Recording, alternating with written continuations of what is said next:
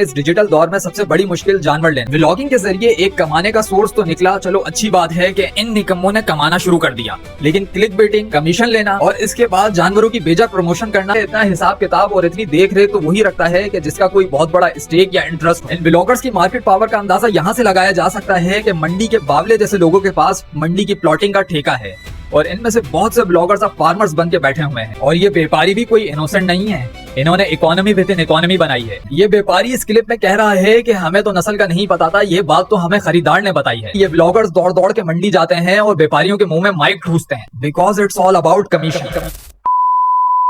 अपनी बोटी के लिए दूसरे के बकरे का सत्यानाश करना मंडी ब्लॉगर्स ने कुछ ऐसा ही किया है। वैसे तो कराची वालों की बहुत सारी मुश्किलात हैं, लेकिन इस डिजिटल दौर में सबसे बड़ी मुश्किल जानवर लेना है और इसकी सारी जिम्मेदारी मंडी ब्लॉगर्स को जाती। व्लॉगिंग के जरिए एक कमाने का सोर्स तो निकला, चलो अच्छी बात है कि इन निकम्मों ने कमाना शुरू कर दिया, लेकिन क्लिक बेटिंग, कमीशन लेना और इसके बाद जानवरों की बेजा प्रमोशन करना, यहाँ से गलती शुरू हुई। आज इस वीडियो में हम मंडी के दीवाने, मंडी के गुलामों का लिटमस टेस्ट करेंगे। अगर अर्ली 2000s की बात की जाए तो मंडी की इन्फॉर्मेशन देने वाला कोई नहीं होता था, चाहे एक ट्रक आए या 100 ट्रक, लोगों को खुद पता चल जाता था कि मंडी लग गई है। लेकिन जैसे ही जमाना एडवांस हुआ, मंडी का निजाम भी एडवांस हो गया। हर कोई कैमरा उठा के मंडी पहुंच जाता है और व्यापारियों के मुंह में माइक देके इंटरव्यू शुरू कर देता है। आखिर ऐसी क्या मजबूरी है कि इन ब्लॉगर्स को हर वक्त मंडी में रहना जरूरी है और हर जानवर के बिकने की खबर इनके पास होनी चाहिए। इससे साफ जाहिर होता है कि मोनेटाइजेशन तो साइड बिजनेस है, असल मसला कुछ और है।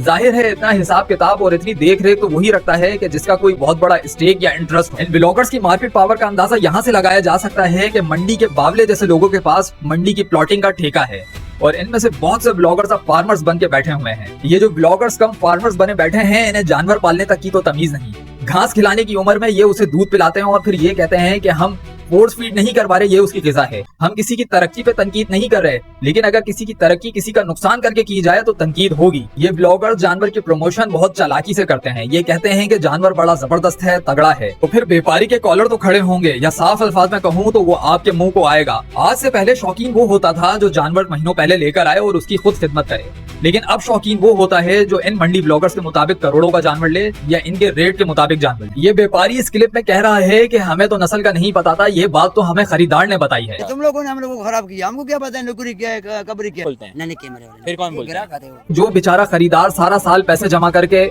जानवर खरीदने जाता है, उसे तो ये टाइम ही नहीं मिलता कि वो नस्ल पर रिसर्च कर सके। और ये व्यापारी भी कोई इनोसेंट नहीं है, इन्होंने इकोनॉमी विद इन इकोनॉमी बनाई है। मतलब ये इंटीरियर सिंध से जानवर खरीद के लेकर आते हैं और फिर यहाँ महंगे दामों में बेचते हैं। इन व्यापारियों में ज्यादातर एस्टेब्लिश बाड़े वाले, कसाई या गांव के वो खलीफा शामिल होते हैं जो कि गरीब व्यापारियों से ये जानवर खरीद लेते हैं, क्योंकि उनके पास यहाँ तक आने के वसाइल नहीं होते। और जब ये होलसेल रिटेल वाला मामला चलेगा तो मामलात खराब होंगे। ये वीडियो क्लिक बेटिंग की बहुत आला मिसाल है। 3.5 में तो 1.5 बोल लेते ना वीडियो में, 3.5 लाख देने के लिए तैयार हूं। बात ये है ना कि गलत बयानी की जा रही है ना, गलत बयानी की जा रही है ना। मांग क्या रहे हैं, वीडियो में क्या बोल रहे हैं। ये जो व्यापारी लाले काले पीले बावले के आश्रय में और इनकी बातों में आके बैठे हुए हैं, ये जब मंडी निमट जाएगी तो यही जानवर 1.5 लाख के बजाय ये लाले काले पीले इनसे 75,000 या उससे भी कम में लेंगे। वो कहते हैं ना कट्टू के रेट। यही वजह है कि ये ब्लॉगर्स दौड़ दौड़ के मंडी जाते हैं और व्यापारियों के मुंह में माइक ठूसते हैं, because it's all about commission.